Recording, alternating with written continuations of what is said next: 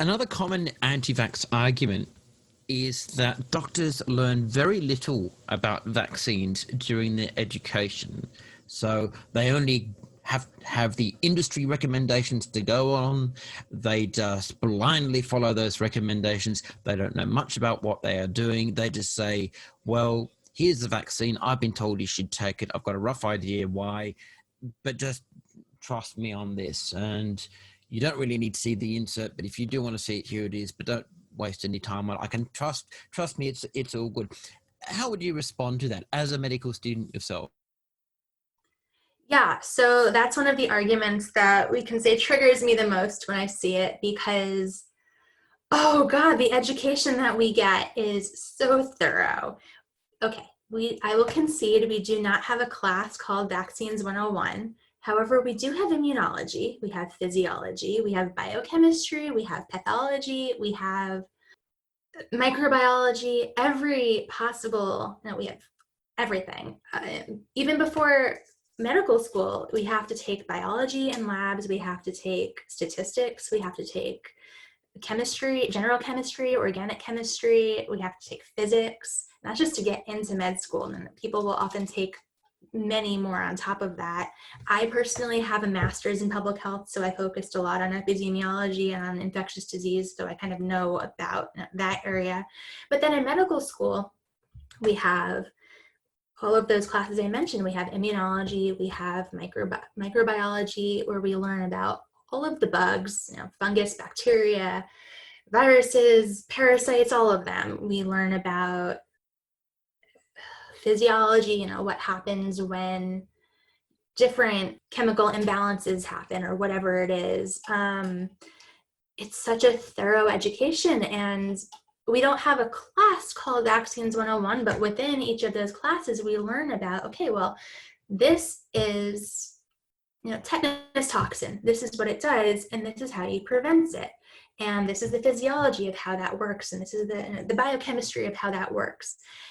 And that's just all first year. And then second year, we have more of a systems approach where, I'm just starting that now, but we learn more about things like, I just had my neurology unit where we learn about Guillain-Barré syndrome, where, we learned it is possible that following vaccination, flu vaccination, GBS can arise. It's very unlikely and very rare, but it is possible. And this is what it looks like. And this is how you treat it if that does happen. Now, people are going to say, well, why would I get the vaccine if it can give me GBS?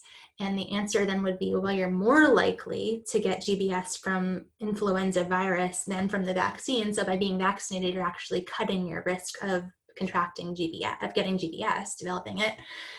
But it is something that we learn about. So that second year, third and fourth years are actually spent in hospitals with patients, and haven't gotten there yet, so I can't speak from personal experience. But we see cases of people who are going to be, hospitalized from flu or from COVID, or maybe from measles these days, or tetanus, whatever else.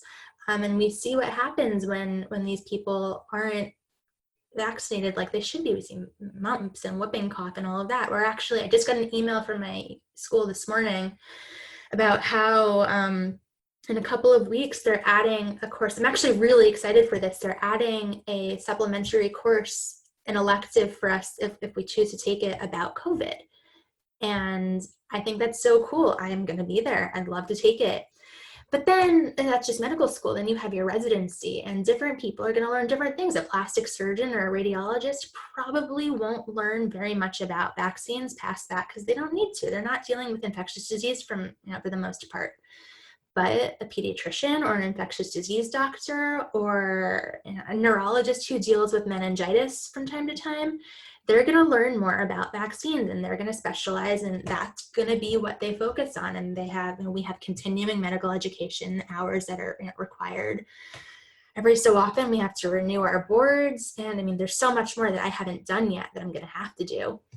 it is a never-ending process. And I mean, I can tell you, my mentor is my neurosurgery mentor has so many journals on his desk just coming in to stay on top of what's going on in the world of neurosurgery. People read these things. The education does not stop in school. So we might not have a vaccines 101 class, but we can tell you about these bugs and about vaccines. The other thing is that, again, we don't live in a bubble. So if there's a question I don't know the answer to, I can tell you that there is an adjuvant in a vaccine. I cannot tell you the science of, the detailed science of why that's there, what it's doing. I can tell you more or less why it's there, but if you want to know its interaction with the blood-brain barrier, I am not the person to explain that to you, but I can tell you the person who is. And doctors have these people, we have scientists at our disposal. We're not just here on our own, living in our own little world. If you have a question and I can't answer it, I can go to this person and say, well, they did the research, they can tell you. And I think that's something that's really important to remember. I might not know every ingredient in a vaccine. I'm not making the vaccine, I'm giving it. I will be giving it, maybe. And yeah, so I mean, it's unreasonable to expect that a physician or a nurse is going to know the biochemistry or the molecular biology of every single ingredient in the vaccine, just like a waiter doesn't know about every ingredient in the dish that they're serving.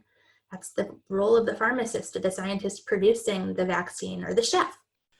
So to summarize that then, the question, how much do doctors or medical students learn about vaccines, seems to me somewhat to miss the point. The point really is that doctors and medical students learn how and why vaccines work. They learn the science behind vaccines. They learn the science that makes vaccines possible, and they learn why that is so. And then, of course, subsequently they can specialize, and some people do. They specialize in epidemiology or virology, so they understand the more complex, detailed aspects of vaccination, and then they can become mentors or a ready resource for any professional doctor or a medical student who needs information. They know that they can go to these people for the kinds of far more specialized information that only an expert would have. So it's a complete myth, firstly, to say that doctors and medical students don't learn much about vaccines and don't know much about them. They actually learn much more than people think, because they learn the building blocks of vaccine science. And then, of course, they have access to a wide range of specialists who can go into all the molecular details of vaccine science and explain every aspect of its intricacies. Yeah, and I think another point that brings me to is that, oh God, who was the one who said, like, we stand on the steps? I'm messing up the quote, but we stand on the shoulders of giants, or whatever that was. You know what I'm talking about. Yes, if I remember correctly, that might have been Isaac Newton, and I think it's something to the effect that if I can see far, it's because I stand on the shoulders of giants. Yes, exactly. I think, yeah, that's the point. We know so much about vaccines today because we've stood on the shoulders of people who have been doing this research for so long. So why would we have to go all the way back to the basics to reestablish what we've learned already, which is, a lot of the time people will say, well, do a placebo-controlled experiment for this vaccine. We've done that a million times with other vaccines. We kind of know what's happening. We know the science. So let's build on that. And it doesn't make sense to keep going back and reinventing the wheel, because we've invented it. We know how this works already. In their argument against vaccines, anti-vaxxers are fond of saying, well, we both agree that herd immunity is necessary to protect a community from disease. I mean, leaving aside the smaller percentage of anti-vaxxers who don't even accept the concept of herd immunity, but that's a story for another time. But anti-vaxxers like to say, well, if we all agree that herd immunity is the best way to protect a community, why don't we just all develop natural immunity by allowing the community to catch these diseases, and then we don't need to worry about them anymore. Now, as a medical student, how do you feel about that? Well, we're kind of seeing what happens with COVID, aren't we? I mean, it's not at herd immunity levels right now, but we're seeing what happens when large percentages of the population get sick. And people react to disease differently. And for some people, it's going to be more mild. And for some people, it's going to be really severe. But even for mild, like I'm a pretty healthy young person. I don't like being sick. Even a cold knocks me out. And if I can avoid being sick, I'm going to avoid being sick. So why would you wish that on your child if there's a very easy way to get all of the benefits and none of the repercussions, maybe a sore arm?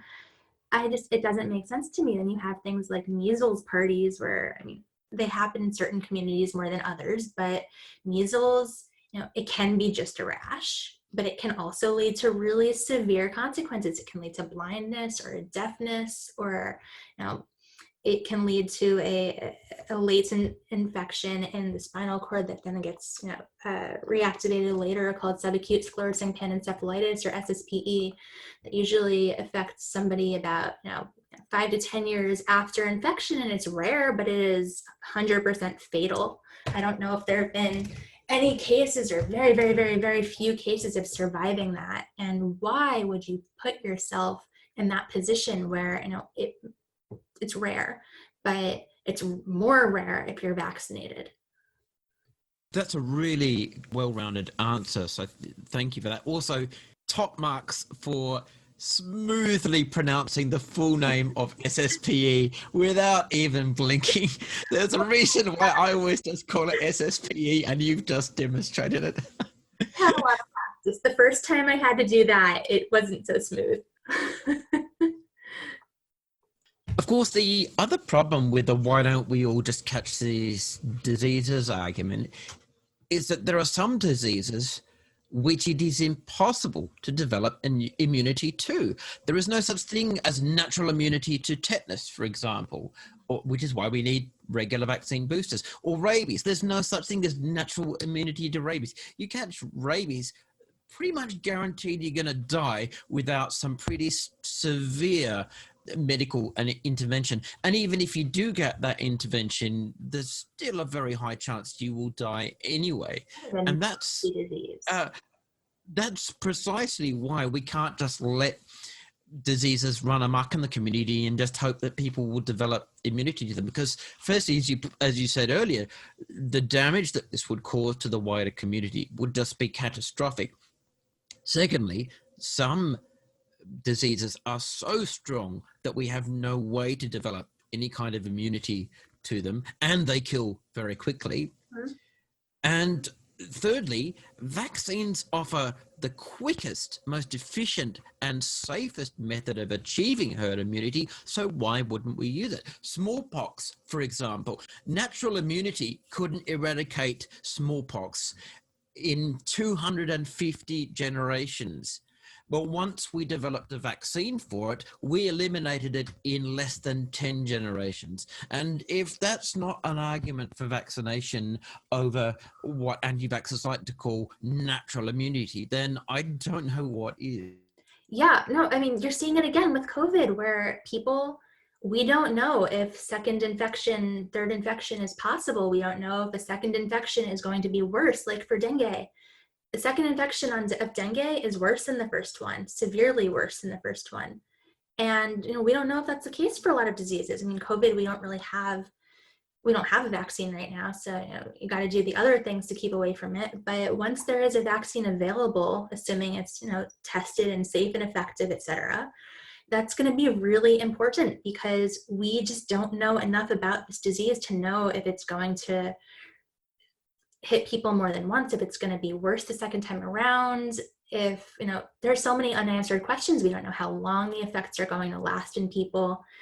If it happens in somebody in their 20s, are those effects going to last through their 80s?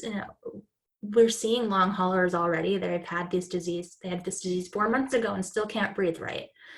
And yeah, vaccines are, as you said, the safest and most efficient way to arrive at, I like to say, community immunity, because people have an aversion to the word herd. And on that subject of what anti-vaxxers like to call natural immunity, they love to use the word natural because, of course, of the implications that this is the normal right thing to do. This is the way nature intended it. It's all very nice. Forgetting, of course, that nature is full of many terrible things that are very keen on killing us. Nature has no interest in keeping us You as an alive. The for that. entire history of human species has been, a constant battle against nature. And the whole reason we are at the stage of development that we are is because we developed increasingly unnatural ways of living to ensure that we are not at the full mercy of nature. Exactly. I think it's always so funny when people who make that argument are wearing glasses, for example. Well, why are you wearing glasses? Those aren't natural. And of course, the term natural immunity, as opposed to the immunity you get from a vaccine, that's always struck me as a particularly absurd argument, because the immunity you get from a vaccine is as natural as any other form of immunity, because you are developing it in exactly the same way by exposure to the pathogen that would cause the disease. And your body is building the immunity in exactly the same way by learning how to combat it, by training your body's immune system to deal with it and to beat it, and by developing the antibodies that will enable it to fight it off the next time it's encountered. So again, this whole idea of natural immunity versus vaccine acquired immunity is complete nonsense, because they are both natural ways of developing immunity. The vaccine simply introduces it in a mechanical way. Exactly. And I think you said it really, really well. One of the things that I like to say is that being vaccinated is like a loophole that you're pulling against the worst part of disease. You have all of the benefits, and if you want to say benefits of disease, with none of the downsides. You get the exact same immunity. Your immune system doesn't care where this germ is coming from. What your immune system cares about is attacking it and learning the defense for the next time. And it's going to react the same way, whether it's a quote unquote natural pathogen or if it's vaccine derived. But you're going to end up with the same response. And why would you want to get sick? So let's move on to the issue of vaccine studies. Because anti-vaxxers like to say, well, we don't trust vaccine studies because they're all conducted by pharmaceutical companies. And pharmaceutical companies have an obvious incentive to fabricate their results. Now, for the benefit of our audience, how would you respond to this? Would you say this is an argument with any type of validity? I mean, is it conceivable that a vaccine manufacturer could get away with fabricating studies? Well, what would be the consequences of that? Is it that easy to get away with? So I think that as far as arguments for the anti-vaccine side go, the argument against big pharma is one of the more, I mean, you can still talk about it and it's still not right, but I think it's one of the more reasonable arguments that they make. I think it's very, very reasonable to be cautious about big pharma. I heard something earlier today that currently big pharma is like the number one least trusted industry in the country, in the US, for good reasons. I mean, the pharmaceutical industry has a long and dark history of making mistakes, like, making mistakes and doing some really shady things. However, you have to remember that, a lot of the time these people come from the US, and it's a lot of the rumors stem from the US, and it's very US centric. The US is not its own country. Australia is a place, and we often forget about it. I'm sorry, we shouldn't, but Australia exists. And there are other places all over with their own industries. And vaccines, scientists don't exist in a bubble. Doctors don't exist in a bubble. Scientists don't exist in a bubble. Everybody has colleagues that they rely on for their expertise. So if somebody doesn't know an answer, if a doctor doesn't know an answer, they're going to rely on the expertise of a scientist before them, or anyone else in the industry. And I think that the whole scientific community working together is this really strong force that a lot of people don't understand exactly how strong it is. You have, the CEOs of a company, companies may not be always the most moral. Sometimes they're fine, but they sometimes have their ethical problems. But the scientists within those companies know the consequences to their own jobs of fudging data. You can lose your job, your livelihood, everything for fudging data. You can, it's bad. It's like the number one thing in academia you don't want to do. It can also cost so many lives. Like if you release a vaccine before it's been safety tested, then if you release a bad vaccine and people end up having really bad reactions to it, you're going to cause so much harm to your own company. Why would you ever do that? You want to release something that's safe so that people can use it. And I mean, also you have to remember, sickness costs a lot more than preventative medicine. Preventative medicine is significantly cheaper than dealing with somebody who's on a ventilator. That's a very good point, and it also addresses the vaccines are an easy moneymaker argument that anti-vaxxers like to trot out, because of course the reality is that vaccines are not very profitable at all. Now in recent years, I'm aware that over the last 10 years or so, the market for vaccines has increased with new vaccines coming on the market, and their profitability has increased as well. But when you look at the profit margins, they are still negligible compared to the margins for other pharmaceuticals, especially pharmaceuticals required for lifetime diseases that need constant treatment because they are incurable. Something like ankylosing spondylitis or ulcerative colitis, both of which I'm unfortunate enough to have. So it doesn't make a great deal of sense for pharmaceutical companies to lie about a product that isn't even very profitable in the first place and has so much skepticism surrounding it already, and would deliver a phenomenal amount of blowback if you were caught fabricating results. Now, as you said, some pharmaceutical companies do get up to some pretty dodgy stuff. The Vioxx scandal is a classic example. Medication pushed heavily by Pfizer. They misled people about the results. I'm not sure if it was actually proved that they fabricated results, but I think it turned out that they were not entirely honest about disclosing the full nature of the results and the associated risks. And it all came out in a very ugly mess, and Pfizer was penalized. And it dealt a phenomenal blow to their credibility, not just in the marketplace, but within the industry as well.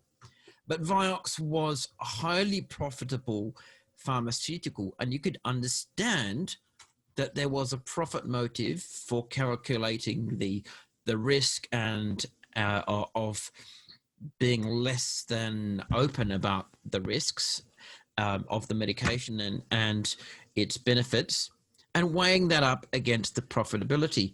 I just don't think there is a case for doing that with vaccines. It wouldn't make financial sense in the first place.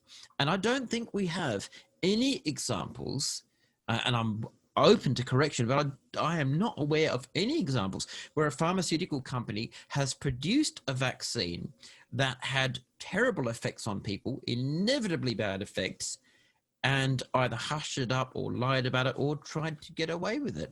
Are you aware of any? I can't think of any. I know that the smallpox vaccine had some, pretty bad side effects associated with it, but based on the severity of smallpox infection, it was deemed that it was a much worse, it was worth the risk. And we no longer administer the smallpox vaccine except for people in the military, at least in the US. And I'm sure in other parts of the world, but we don't give that vaccine anymore. Then there was the dengue virus vaccine, Dengvaxia, which had its own problems, but that was quickly pulled off the market in order to correct for them. There was the, which one was it? Was it Hep B? Which was the one that was associated with intussusception? Oh, the rotavirus vaccine that was originally associated with intussusception, which was pulled as soon as they found the association and it was fixed. they don't want these vaccines on the market very long. And I mean, another good one that we can talk about is Gardasil. People hate Gardasil. It's the cancer, the HPV, the cervical cancer, et cetera, vaccine. It's a lot of cancers. But, that's one that cancer is especially a cancer that affects young people, is a lifetime, can be a lifetime of medication, and it's expensive, really expensive. So much more expensive than to treat than just to prevent it. So why would it just doesn't make sense to me that anybody would think that these vaccines are worse money making schemes than the cancers they prevent. So to add to the examples that you've already presented, I can think of the Qatar incident in the 1950s, where Qatar laboratories produced a polio vaccine that was found to be contaminated. Now, I know Dr. Paul Offit has written an excellent paper on the Qatar incident that it goes into full detail and explains the background of the vaccine, how it became to be contaminated, what the potential risks were, and what actually happened in the end. But again, that was a manufacturing error, and it wasn't something that was known by Qatar laboratories at the time. It wasn't a deliberate decision to cover up something that they knew about and simply didn't want other people to learn about. That was a genuine manufacturing error that just happened to occur by chance. And Qatar was severely penalized for that, and the vaccine was withdrawn, I think, within 1 or 2 years, maybe even 18 months of the industry becoming aware of it. The industry moved very quickly, and all the safeguards and the checks and balances did exactly what they were supposed to do. So again, it doesn't make sense to me for anti-vaxxers to say, well, they've lied about other stuff, they would lie about vaccines as well. Historically, they have not lied about vaccines, and when problems have occurred with vaccines, which have been very rare, action has been taken very swiftly, and the relevant industries and corporations have cooperated immediately and enthusiastically. So it just doesn't strike me that this is a very robust argument at all. Something I saw recently within the last 2 months or so, 1 or 2 months, which is actually really relevant. There was a scientist, I don't even remember where he was from. It might have been at Hopkins. He was a good, legitimate scientist who wrote an article about why we should rush the vaccine for COVID and, rush to the safety trials and whatever else. And immediately the entire scientific community, not, okay, that's an exaggeration, but huge number of people in the scientific community, including myself, jumped on that and said, no, it is a bad idea to rush this vaccine. Yeah, we need a vaccine for this disease, but it is not worth the potential downsides of messing this vaccine up, because if you mess it up the first time, you are done. You don't get a second chance. And the fact that people who work within the vaccine industry were coming out and saying, no, no, no, if the White House, for example, wants us to rush a vaccine and wants us to release it before we think it's ready, we won't do it. We will, there are a lot of people who work in there who will say we'll quit before we'll do that, because the industries themselves as a whole may have some issues, but the people within it, the scientists, are good scientists, and they know the damage that it would cost to release a bad vaccine. So this whole issue of skepticism about industry-funded and industry-conducted studies leads to the question, are there any independent vaccine studies? And if so, where can we find them? And how can we be sure that they are independent?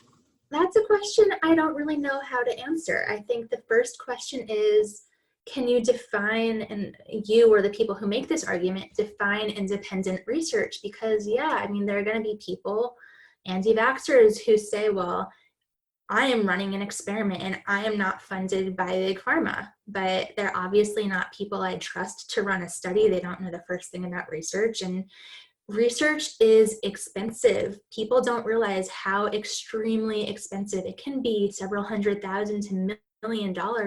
Now, vaccine trials can be several million or billion. They're expensive studies, and they need to be funded. And research institutions, universities, pharmaceutical companies, they're the ones who have the money and the scientists, and that's where it comes from. And the government can do some of that, but individual people cannot fund a study that's going to be worth running.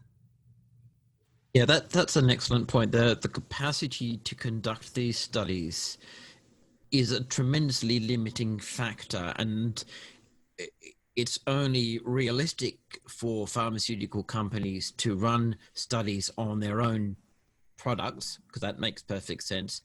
And they are among the few institutions with the resources to do this, to fund them and to provide the expertise, or to outsource it to those who do. I did go looking for independent studies, obviously, but when anti-vaxxers use the term independent studies, they try to make that definition as tight and as narrow as possible.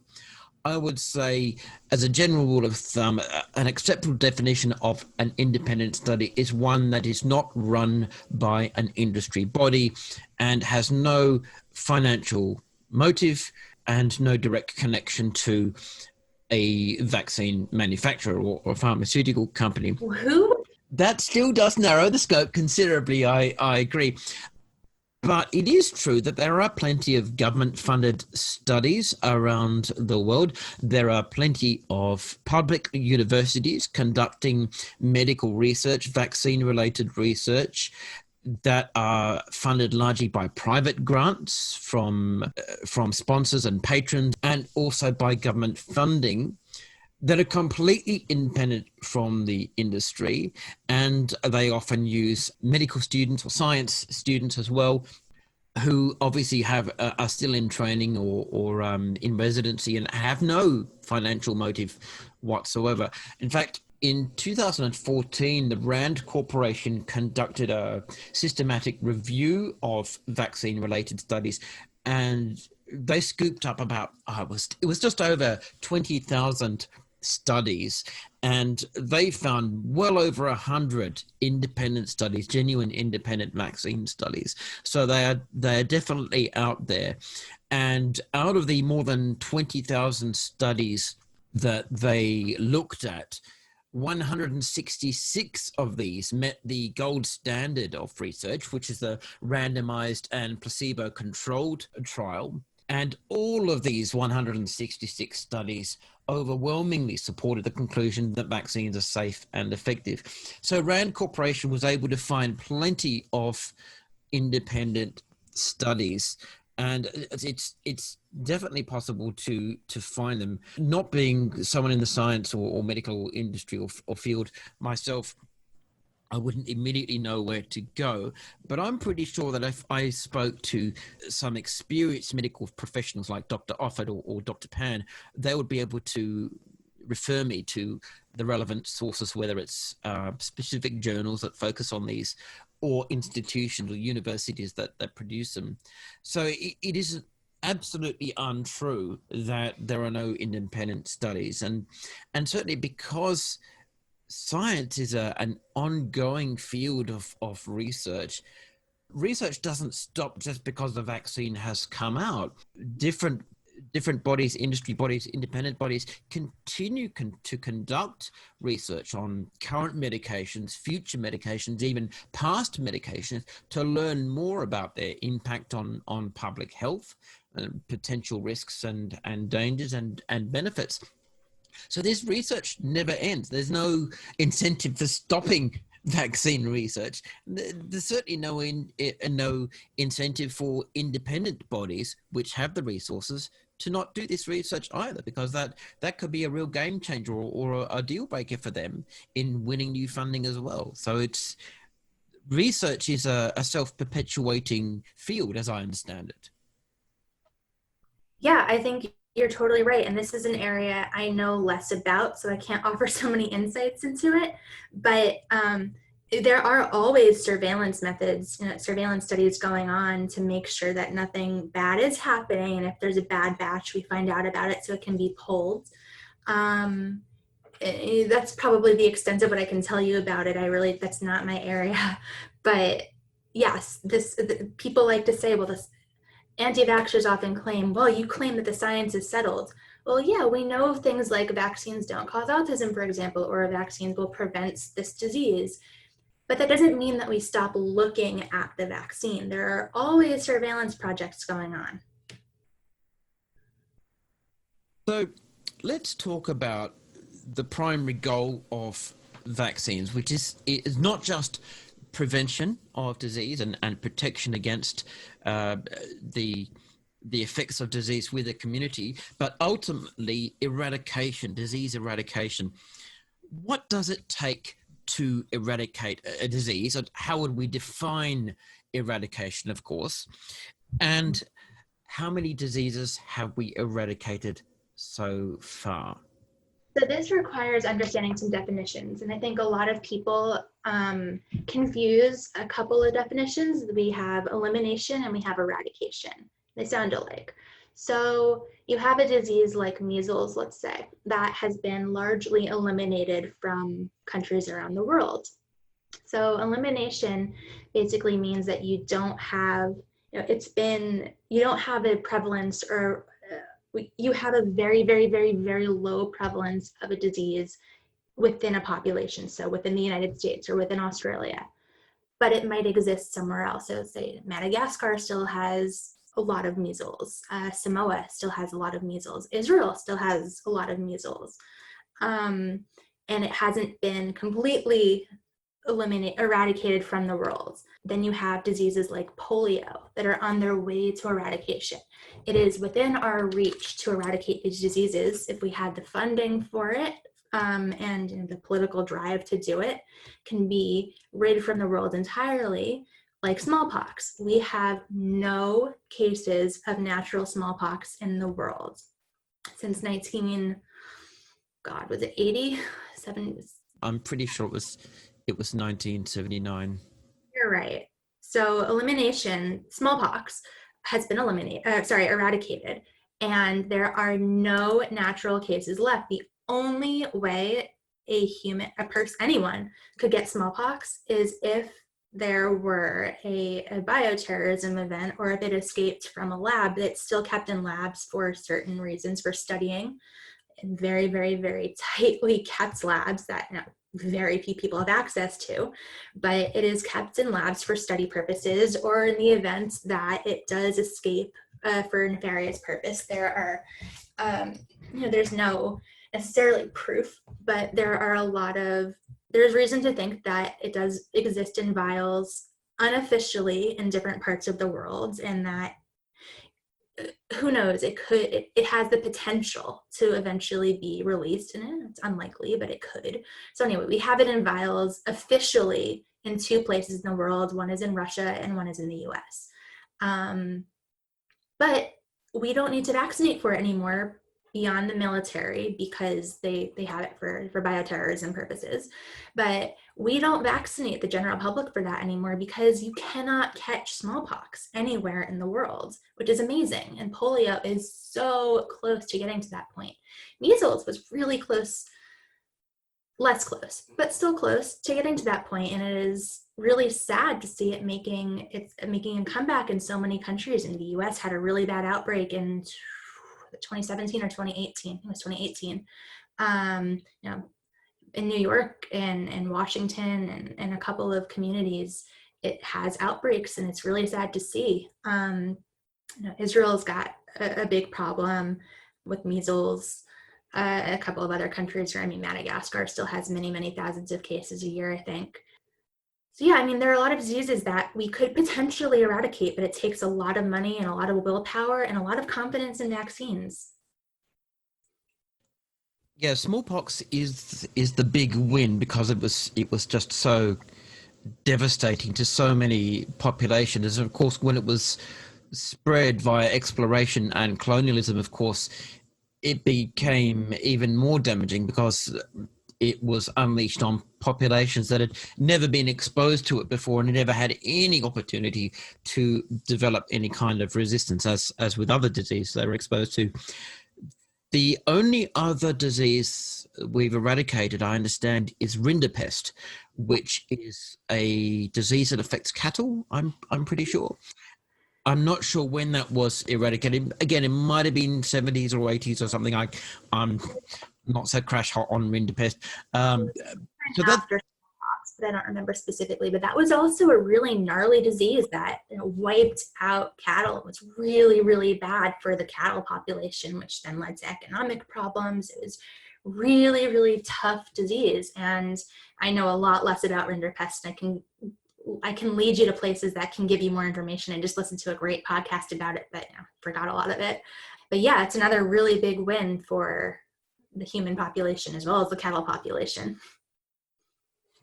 I think polio is the next one most likely to be eliminated and subsequently eradicated. I know polio now has been pushed right out into the margins. Yeah.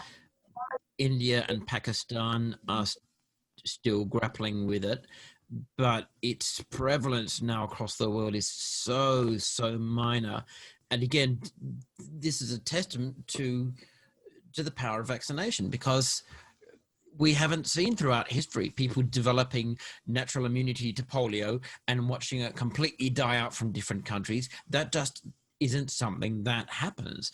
And with vaccines being the most efficient, effective, and cost-effective way to eliminate these diseases, it's a no-brainer that we would go down that Yeah, path. and one of the things that made me so angry and frustrated and sad recently was when our lovely president pulled out of the WHO. The WHO is one of the big funders for polio eradication. And he may not believe it, but a disease that affects a country that's not the US still affects the US. And diseases don't have borders. They don't care what color your skin is, what your religion is, if you're blue or red politically.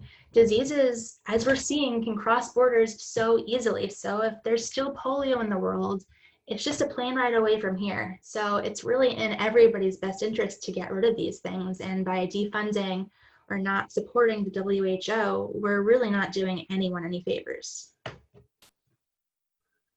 In my experience, one of the most challenging aspects of refuting anti-vax propaganda is the fact that their claims tend to be simple and easily communicated. Mainly because, of course, they're simply making assertions, and they don't bother to support them with anything. It's very easy to run out a big, long list of unsubstantiated claims in the form of questions or challenges, commonly known as the Gish Gallop. But conversely, the information required to refute these claims is necessarily complex. And because people typically prefer simple answers to simple questions, they tend to tune out or become suspicious if they feel the answer is dragging on too long. So if someone says, "Oh, I've got a very simple question about vaccines," or "I've got an argument of vaccines I want to present to you," and they present it, and it can be easily presented within one or two sentences, and then they say, "Refute that," and you think, okay, well, firstly, I'm going to need to define some terms. I need to clarify precisely what we're talking about here. Then I need to cite some relevant research, explain why that's valid. That all takes a long time, and it's a lot of material to wade through. Can you suggest some good strategies for distilling complex information into bite-sized chunks, which is what I've tried to do with my infographics series. But sometimes, obviously you don't have the luxury of being able to do that on the fly. What strategies do we have for doing that in a conversation, for example, the elevator pitch? It's hard because you're right. Science is so complicated, and I tune out a lot of the time. There are things that people will start talking about, and I will say, you know what, that's on you. I'm glad somebody else understands it because I don't. And I think that is something we need to focus on, is raising the confidence in our scientific community, because there are a lot of things that you can't distill down to simple words. It's complicated stuff. And we need to trust that somebody out there understands it, and we need to trust those people. So I think that really working on building a trust in our scientists and our physicians and whoever else is involved in these things is really important. But when communicating to to lay people, I generally got a rule that I got when I was writing years ago. I don't know how accurate this is even, but someone once told me that the New York Times writes for the level of an 8th grader. So a 13-year-old can read it. And again, I don't know how accurate that is, but that's a rule that I keep in mind. I want a 13-year-old to be able to understand what I'm saying when I'm writing it, because there are a lot of people who will see a big science word and just tune out immediately. They could be the smartest person in the world. Again, they could have a PhD in English or history, but science is hard and people don't always get it. And then there are different levels of education. You can have your PhDs who don't know anything about science, but you can also have people who haven't finished high school. And it's complicated. So I try to be really careful about the words that I'm using. And if I'm using a big word that I can't avoid, I do try to define what that means early on. I try to leave space for people to ask questions and to say, like, if anything I'm saying doesn't make sense, please feel free to ask me to clarify. And I think another thing that a lot of people can't speak so much to other countries' healthcare systems. I have a feeling it's a little bit better and different, but at least in the US and a lot of the places that I've been, especially in cities like New York, is doctors are rushing through patients. They may have 3-4 patients in an hour, and they don't have time to sit there and explain everything.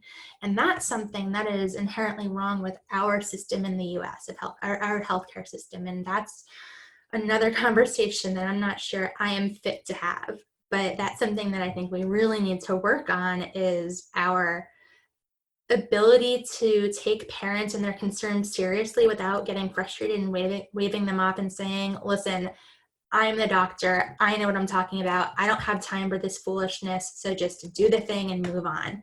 Because parents don't respond well to that kind of communication. Nobody does.